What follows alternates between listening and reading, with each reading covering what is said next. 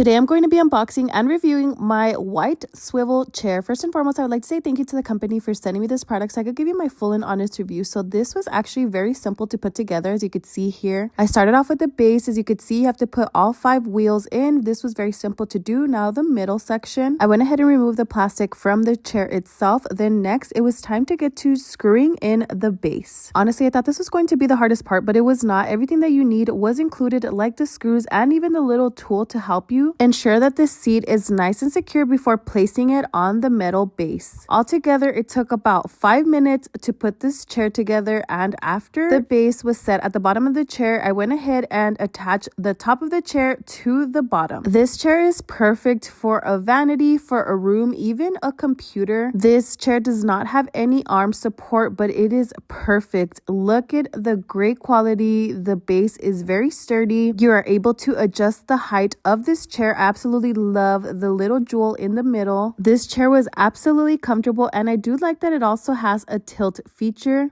This is such a high quality chair for an amazing price. I absolutely loved it, and it is available in a variety of colors. I definitely would recommend if you're looking for a new office chair.